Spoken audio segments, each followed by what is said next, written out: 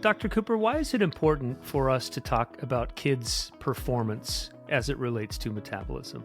Well, I think too often when we look at kids' performance all around, we're not really realizing that so much of it is dependent on the metabolic health of that child. And so I think it's really, really important to just look at the potential links between metabolism and overall performance, whether it's academic or sports performance. Kids of all sizes need to do the same thing. So we don't want to single out kids that might have a higher body weight and think that they need less. They don't. They don't need less. They need to follow the same guidelines regardless of the body size. This is Fat Science, a podcast dedicated to the science of why we get fat. No diets, no agendas, just science that makes you feel better. This podcast is for informational purposes only and is not intended to replace professional medical advice. I'm Dr. Emily Cooper. I've been treating patients with metabolic issues for over 25 years. I'm on a mission to raise awareness about metabolic dysfunction and why diets don't work. Hi, I'm Andrea Taylor. I've been fat, very fat, chubby, morbidly obese, and done almost every diet ever invented. They all worked until they didn't. I've known Dr. Cooper forever, but when I became her patient and we learned metabolism was the real problem, wow, everything changed, and I've never been healthier. And I'm Mark Wright. It's time for Fat Science. Wait, does this podcast make me look fat? Welcome to Fat Science. I'm Mark Wright, along with Andrea Taylor and Dr. Emily Cooper. It's great to see you two. Hi. All right, on the show this week, performance, metabolism, and kids. And we thought it would be interesting to talk about this because when we say performance, Dr. Cooper, we're not just talking about athletic performance, but we're also talking about academic and mental performance as well. And just, growth and development as it relates to metabolism. So if you could kind of set the table, Dr. Cooper, what, the importance of all this really is what? Well, when you think about metabolism, once you learn about what metabolism does, you realize how much it impacts really every aspect of our lives, especially our performance and how we kind of meet our needs in terms of our brain function, our mood, our physical performance, because metabolism is really the way our body uses fuel to create energy. And so that energy is used to do all these various tasks. And those might be physical, so running faster.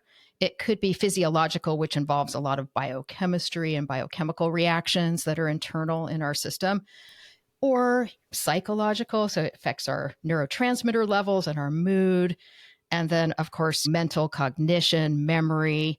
So it's just widespread. And so that's why our metabolism really does impact our children's performance in sports, also academics, and their psychological state. And I think, when we look at the education system in America, a lot of schools started implementing free breakfast and free and reduced breakfast because I think early on there was a very clear connection between academic performance and whether a child had eaten that morning. And if their family was in a position where food was scarce, that was something that really paid dividends when schools did that. I'm so glad you brought that up because the science and the research shows that just implementing those breakfasts, and now they're trying to get 2 meals a day for families that are in need and don't have access to regular nutrition. But they're showing that providing that breakfast, the vast majority of research studies that have been done on this have shown improvements in academic performance. So I really think that, of course, we would assume it would improve your academic performance, but they've actually done these studies that have proven that it does. So fueling is just one aspect. Well, we talk about how important it is for adults and grown-ups to eat breakfast and fuel themselves for the day. So you can imagine if someone's brain is developing and somebody is trying to grow and all those pressures on their body, that breakfast is even much more important. Right. So we're going to cover sports performance. And what I think is interesting, Dr. Cooper, is we've really talked about fueling as a contextual thing, like how much should I eat? When should I eat? Well, a lot of it depends on what you're doing, right? I mean, in terms of when you're running a marathon, you need to do X. And when you're maybe doing a 5K, you might do Y. I think we should start, though, by talking again just what metabolism is so that people have a better understanding of metabolism. Yeah. Well, and it is, metabolism really is how we go through various chemical reactions in our body involving hormones and neurochemicals in order to burn fuel appropriately to give us the energy that we need to do the various tasks. And so, as we said, that could involve physical activity and your performance there, emotional stability, cognitive function, academic performance, and just basic reactions that our body has to go through all day long. All of that is encompassed in metabolism. So the whole term metabolism just really is very general about how we convert fuel to energy. And that's fuel that's stored in our body as body fat or stored in our muscles as carbohydrates to use for energy, or just food that we're taking in. And the other thing that metabolism does is it generates heat, so it can keep our body warm, and it regulates a lot of things that have to do with just our everyday living that we just take for granted. I think this is where we talk about carbs and the restriction of carbs that everyone talks about. Like, oh my God, you can't have carbs and be an athlete, or you can't have carbs and go on and on. I think this is where we talk about how important they are. Yeah, they really are important, and they've gotten some pretty bad PR for some reason. I think it's quite a bit of marketing around that. I mean, there are some foods that are not very nutritive that tend to be carbohydrate rich. So maybe like candy bars. Like donuts. Yes. Yes. Okay. But then, most of these foods that protect us from diabetes, obesity, heart disease, give us energy, make us think more clearly, are carbohydrate based. And that would be grains, beans, legumes, products made from that type of thing, starchy veggies. So fruits, all of that are in the carbohydrate family. And we need a lot of carbs. In fact, if we follow a diet that's primarily carbohydrates, and we're going to get ready for the hate mail. But it's true. If we follow a diet primarily from carbs, that's kind of what gives us that energy on a constant basis throughout the day. And so you could focus on the quality of the carbohydrates in the diet, and that's always a good thing to do because we really don't want a lot of food additives. We want to eat real food. But if we start to cut out carbohydrates, and again, studies have shown this. Now there's various, when you say studies, there's hundreds and thousands of studies on this. And so the vast majority of studies on carbohydrates show that they do improve our cognition, our memory, our mood, our energy levels, our athletic speed and power. So it's really essential to include those in the diet. So you're talking about eating a bowl of beans instead of the orange and like before you play a game? Or No. I think that we spend too much time picking at our food and blaming our food for everything. And if you were to just eat oranges or vegetables for your fuel, there's not enough calories in that. There's not enough grams of carbohydrate in those foods in a serving to meet the needs of an athletic child or a child in general. And so we do need to add starches. And so whether that's a bagel or pasta or cereal or oatmeal, we just need some more dense calories around exercise. And it's true that not everyone needs the same amount of food, and not everyone needs the same amount of food every day. So it does depend on what you're doing in your activity levels. If you're doing more physical activity, of course, you need more fuel coming in to support that activity. And sometimes the appetite is a good regulator of that. Sometimes the appetite can guide us and we'll get hungrier if we need more fuel, and we won't be as hungry if we don't. But that really doesn't hold up for a lot of people. So if you have metabolic dysfunction or genetics for that, you may have some faulty appetite receptors that aren't that reliable, where you may not be hungry when you should be. You may never feel full. So there's a lot of differences from person to person. And the other thing to think about is when your child is doing more physical activity and they're generating a lot of these endorphins, which are kind of feel good chemicals that increase when we're exercising, those endorphins really can impair hunger. And so then the hunger is not reliable. So we've got to be turning toward what we call that mechanical eating, where you eat on a schedule. And whether you're hungry or not, regular intervals, support the exercise with appropriate fueling. Yeah. And we should say that the carbohydrates that get turned into glucose, the brain uses a ton of glucose in a day. Yes. And also in that sports activity as well. So I think we should break it down into two different areas, Dr. Cooper. The kid who's that athletic kid and just the kid who's a kid. So why don't we start with the athletic kid first and talk about fueling, like what daily nutrition would look like for that kid? Well, that's the thing. When we talk about fueling with kids, no matter whether they're active or not, it all starts with daily nutrition. So it doesn't help for an athletic kid to focus on their sports nutrition if their daily nutrition is inadequate. Because even as an athlete, the majority of their nutrition is going to come from just their daily habits and their daily nutrition. So we want to really have a solid meal plan throughout the day. It doesn't have to be like written in stone, but just some options that we know provide all of those food groups that we talk about, the protein, carbs, the fats.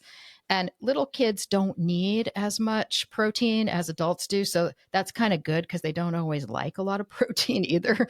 So we don't have to panic about stuffing them with protein because their little bodies, they don't use as much as a full-grown adult would.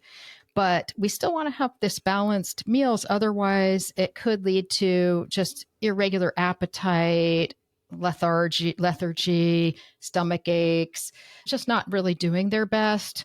And so I think the daily nutrition is critical. And that would be, of course, breakfast, which have to come up with some easy things for breakfast, because I know how kids, it is just getting them out the door to get to school is quite a task often. And so we've just got to make breakfast simple and straightforward. And of course, they have to like it or else there's an argument or they won't eat it. But try to find some options that are actually easy in the morning. And then once you've gotten through breakfast, you've got to think about what their day is going to be like if they leave the house and then they're going off to school or summer camp or something like that. Are they bringing their lunchbox? What are you putting in there? Make it an arrangement of things, even if they don't really like the foods, but you're trying to encourage them to try different things. It's still good to expose them to those things repeatedly, even if it ends up they don't eat it all. But I'd say just making the food available, and if there's food that's being supplied, just be aware of what it is and whether you need to supplement with something else. And that daily nutrition should carry them through while they're outside of the house so that you're sure that they have adequate fueling for while they're gone. And a lot of that is also for the parents' sake, because otherwise that child will come home and be like just really not in a good mood because they're hungry, they'll be tired, they'll be cranky. So trying to get them to be fueled, it's really, really good to have a plan. And then at home for dinner, of course, it's good to have meals together if possible. There's also these benefits to not just health, but metabolism that have been seen with having meals as a family together in an organized fashion instead of just grabbing on the go. So sit-down meals are really great if they're possible. And so that would make up your daily nutrition pretty much. And it's normal to have 1 or 2 servings of sweets a day for kids. And so it's okay if they want something sweet. And it's, I'm not a dietitian, so I probably shouldn't get too far into this topic. We could sometime have a dietitian on that could provide much more practical tips and things. But, from what I've read, it's really not good to use food as a reward or a punishment or anything like that whatsoever. And so try not to make it an argument or a battle with food. And unless you definitely don't want your child just having sweets all day because that will lead to irregular blood sugar regulation and everything. So I would definitely have some rules in there and encourage full meals and not just snacking all day on sweets. But at the same time, let them have things that they love mixed into their normal daily nutrition. So that kind of covers that daily nutrition, and that would be appropriate for both athletes and non-athletic kids. It's just great. And actually adults too, when you think about it. What do you do when the kid is going to a game right after school? Well, this is tough. And kids and sports teams probably should be a lot more focused on this than I see them being focused on it. And because it not only affects their health and well-being, but also their athletic performance, whether they're fueled or they're not fueled. And so if they're going to do a workout right after school and the last food that they consumed was lunchtime, ideally they would have a pre-workout snack that's pretty substantial. And then some of these practices and workouts can be pretty long. And if They're they long. are, yeah, some of them are. And so if they're an hour or more, it's very important to consume a sports fuel during the workout. And sports fuels get a lot of flack because they do have various different carbohydrate sources that are in the sugars type family, but we need those when we're exercising. And they serve an important role of providing fuel to keep our stress hormones low, to keep our heart rate response normal, to improve our recovery after the workout, to improve our performance during the workout. They're just very important. And so these are called carbohydrate electrolyte solutions. So it would be a liquid of some type that provides hydration, electrolytes, and carbohydrates.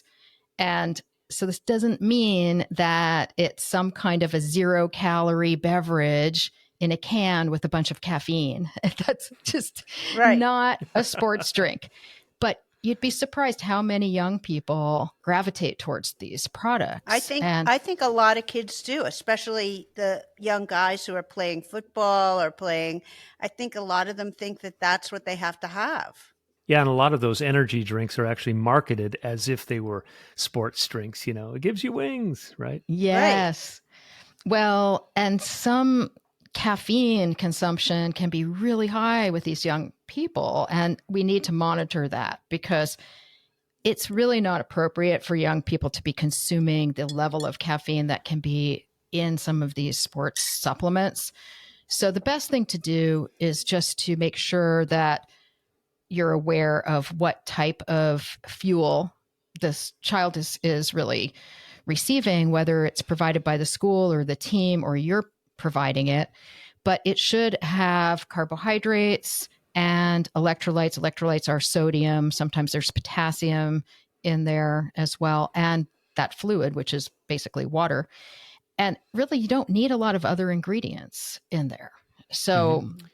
But what about before? Would it be beneficial to have like an energy bar or like a Cliff Bar or something like that before practice to give you some carbs in there? Yes, anything. Again, if it's been, say you had a meal an hour before or even 2 hours before, you might be okay and not have to do a pre-workout snack. Mm-hmm. But if your last meal was 3 hours before, you're kind of in trouble because you're starting your workout when you should be actually consuming another meal probably or another large snack. Mm-hmm. So for most people, consuming a pre-workout snack within an hour of starting that workout is a good idea. There are some exceptions. The exceptions would be if you know that your child has a problem with low blood sugar reactions. Those can occur after eating, within an hour after eating. So those children should be consuming their snack a little earlier, like 90 minutes before, not within that hour, or they may start the workout with a low blood sugar, which is not good. So, but for the most part, yes. And the timing, I wouldn't get too technical. I would just make sure you have some fuel in your body. And again, what you're eating, I wouldn't get too technical with that either. Just some source of carbohydrates, protein and fat added is great. So energy bars are good actually for that because they're convenient for kids to take with them. But again, like a peanut butter sandwich is good too. There's all kinds of things that you could consume before exercise. And then during exercise, the sports drink concept, there's a whole like chemistry to that. There's a whole formula and science to how you should fuel the workout. But in general, having some kind of a sports drink instead of just water, if your workout's an hour longer, would be beneficial. And then after that workout is a critical period where it is important to refuel, because your muscles have the ability to take up a lot of carbohydrate there to restore what you used during the workout. And if you miss that window of replenishment, it could take like 4 days to restore it versus right immediately after the workout. So, right. And so we want to take advantage of that. It's really a 2-hour window where having a quick snack after the workout and then going home and having a meal is the best strategy. But I work with a lot of kids that are athletes, and this takes a long time to have them understand how to apply all these food ideas and strategies. And if they don't apply them, that's kind of why they're seeing me, because something went wrong. And something went wrong metabolically. And that brings them to the clinic. And when we look at what's going on, we're seeing problems caused by underfueling exercise or fueling errors with exercise. And it's not intentional. It's just that it is something that you really need to be aware of and think about and prioritize, or it's super easy to get on the wrong track. Yeah. So moms and dads, do some homework. And then it's just like nutrition in the rest of your life. You kind of have to be deliberate and intentional and plan for it. So go to the store and pick up all those supplies that you need so you can just throw them in a bag and send your kid to school with that, so that there's a plan and not sort of an afterthought. Because I think a lot of this stuff happens. I'm thinking back, I'll divulge a secret here. I watch a lot of golf on television. My wife, it just drives her nuts. She's like, how can you watch this? But back in the old days, you never saw golfers eating during a round. But if you turn on the PGA Tour today, an LPGA Tour, these top golfers, it's a 4 to 5 hour round. You will always see them fueling, eating bananas, snack bars, sports drinks. They are constantly eating, especially, when it's hot outside, they're exerting themselves. But, that's a category of sports where you would say, well, they're just golfing. But these athletes really understand the value of fueling properly during that exercise. So that's great, because I'm sure don't suppose it helps. either of you watch a lot of golf. No, I do not. Well, the only golf I think I participate in has a windmill attached to it. I love it. But you could imagine how much they need their mental focus, because that's a lot of sports performance is mental focus and strategizing. So if you're underfueled, your brain is going to be a little bit slower and it won't be able to keep up with what you're trying to do. I'm trying to think how you could ever convince kids to keep their metabolism on track, like what you could tell them the benefit of, fueling all the time and keeping their metabolism on track. Like, what's the benefit? What does it do for you? I think they see like sort of putting a pep in their step, so to speak, what that does. But like, what do you do about metabolism? Like, how do we make that sound sort of fantastic?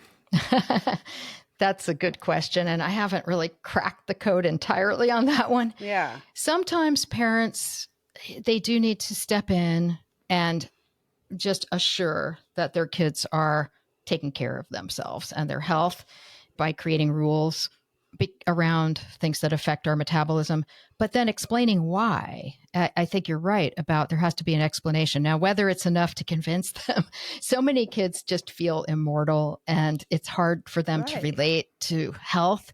But if exercise performance is important, they want to be faster, they might relate to that. If they don't want to keep having these injuries that they're suffering from, they want that to heal faster. Maybe they could relate to that.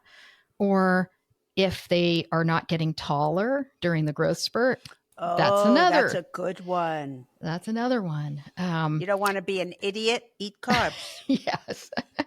And for younger, like adolescent males, the testosterone, it builds up your testosterone if your metabolism's functioning well. And that means something to them too.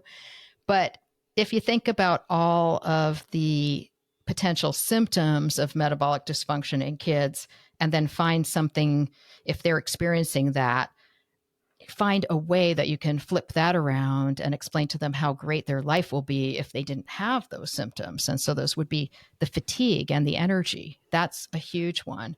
Not having energy to do things, and moodiness.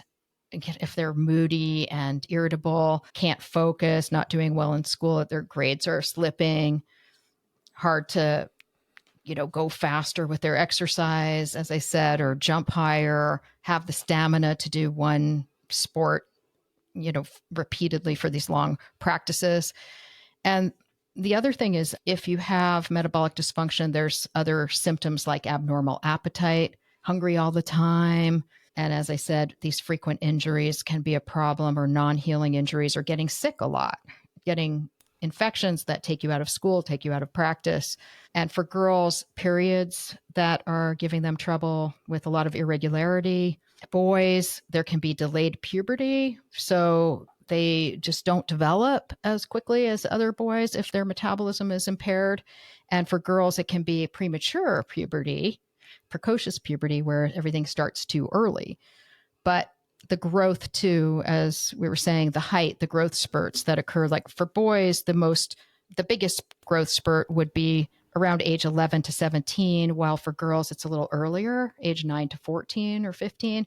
So, but during that period, they should be growing a lot. And if they're not, and they're frustrated with it, relating it back to the metabolism might help. But again, these are hard, right? It's not things that kids will really tie together. But then you can also say, wow, you had so much energy today, and look how fast you're thinking, and look how fast you ran. And wow, you remember you ate your breakfast, like really good breakfast, and you had your sports fuel. That must have really helped. And then they start making those connections. And so I think that's really all you can do. Also, Dr. Cooper, you talked about sleep as well. And, having those guidelines, I think in every house in America, there's a fight over bedtime. But that student athlete, when you start to relate that good night's sleep to the good performance the next day, and, in terms of keeping a strong metabolism, we've talked about that.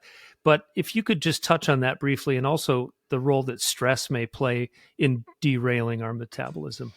Yeah, I think that's definitely a big thing. And that's where the parents want to be really on top of things and aware of what's really happening in these key areas that can affect your metabolism. Again, especially if you have genetics in the family for obesity and diabetes. But even without that, people can be affected. So, but sleep is huge. And we have to remember that kids need a lot more sleep than adults do. A lot more. And active kids, physically active kids, athletic kids need even more sleep. So making sure that bedtimes are enforced. And because, there's that window where the cortisol levels start to increase if you don't go to sleep on time. And then it starts increasing. And that actually gives these kids a second wind. So then they're not tired. And then it's harder to get them to sleep. So I would say having an early enough bedtime is key. Getting them up at the same time every morning, and just assuring that they have the adequate hours. And it depends on their age. You can check with your pediatrician based on age, but it's usually somewhere between 9 and 10 hours that kids need per night of sleep. And then that regular eating throughout the day is important. But it's true that stress plays a big role on metabolism too. So that stress level can really increase things like insulin resistance. It can disrupt the sleep patterns. It can drive up the cortisol levels. So it can throw these kids' metabolism off quite a bit. It can even affect their digestion.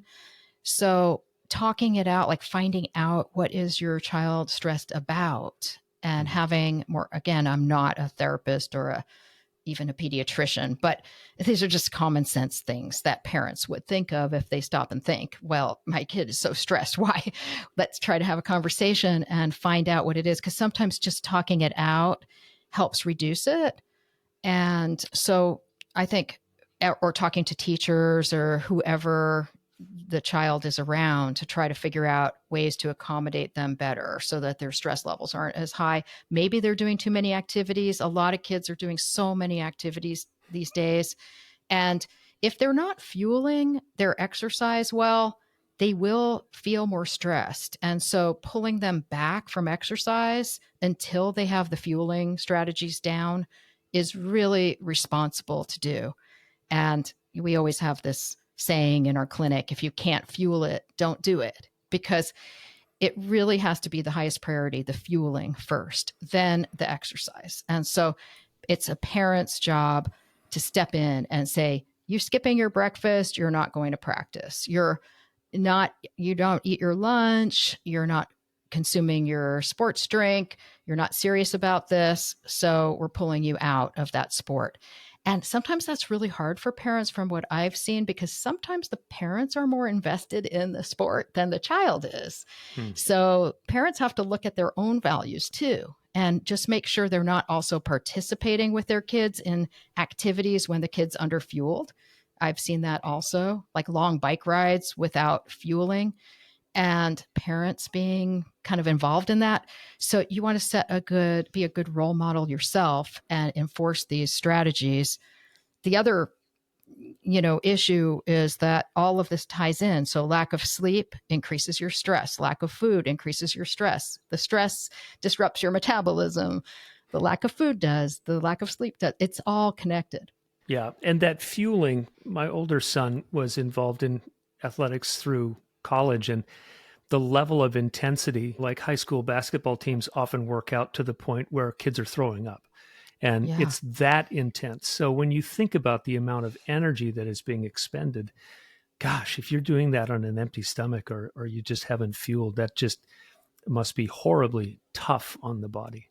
It Well, and really I is. think about a lot of the gymnastics, skating, and a lot of the girls' sports that start really young that have weight restrictions. And you can see where the exact opposite of what Dr. Cooper is talking about, you can see how that happens because they're not fueling these kids a lot of times. And you can No. see where the metabolic problems happen because they're saying, don't eat because we want to keep your weight down. And you can see where it happens. Mm-hmm. It's really terrible.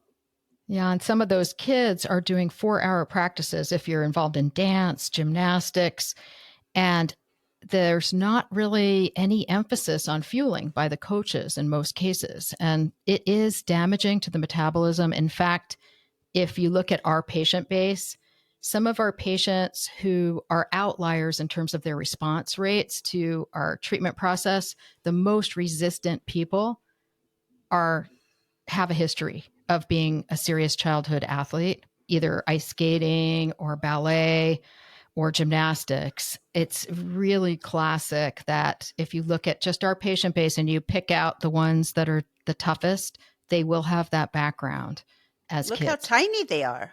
Yeah. There's too much emphasis on body image, especially, well, for male and female athletes, but Wrestling. it's kind of crazy for female athletes. The type of body image that they strive for doesn't really sink in with the sport that they're trying to do. They need a lot of strength and power. So they need to be big and not necessarily big, but strong. And so they have to have lots of extra sports related muscle, but that's not what's the body image that they're going for. And so there's a lot of issues with athletic performance for young people. And so I think it's important to always keep track of where your child is, where their mental state is about it, where their body image is, whether they're fueling or they're not, being ready to pull them out. Just pull them out if they're not, approaching it responsibly and taking care of their body, because it can have long-lasting, lifelong impact, especially if it's during those growth spurt periods. And I think just raising the awareness between the connection of food and performance in our kids is such a beneficial thing.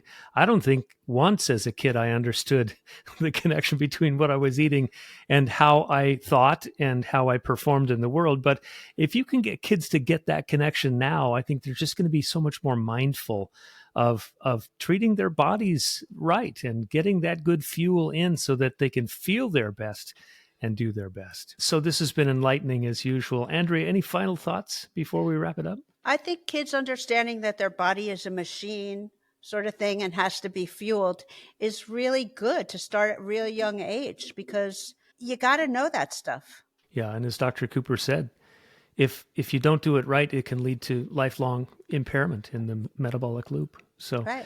Dr. Cooper, any final thoughts as we talk about performance and metabolism in kids? There's just a couple. One would be just to keep in mind that kids of all sizes need to do the same thing.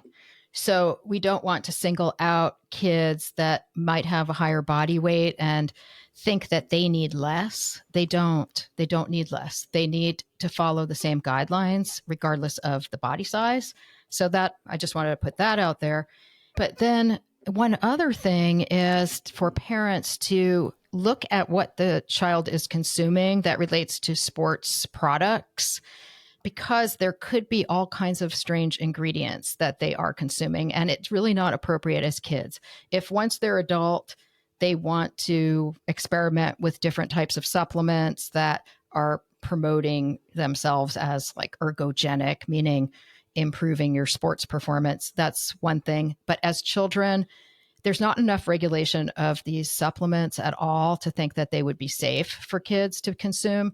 So I really would try to monitor that and not permit your children, to take any kind of sports supplement without talking to your doctor about it and showing them the supplement, because there can be a lot of ingredients that we don't want our kids to consume. That's awesome. So I guess the takeaway is, if you have a student athlete or just a regular kid, that fueling matters, metabolism matters, and just being aware of all this stuff is going to put your kid ahead of the game in life. So, well, this has been fun. Dr. Emily Cooper, Andrea Taylor, for another edition of Fat Science. No diets, no agendas, just science that makes you feel better. I'm Mark Wright. Thanks for listening to Fat Science with Dr. Emily Cooper, a Work P2P production. New episodes drop every Monday. If you've enjoyed the conversation, subscribe, rate, and review this podcast. This production is for informational purposes only and is not intended to replace professional medical advice. Join us next week for another episode dedicated to the science of why we get fat. No diets, no agendas, just science that makes you feel better.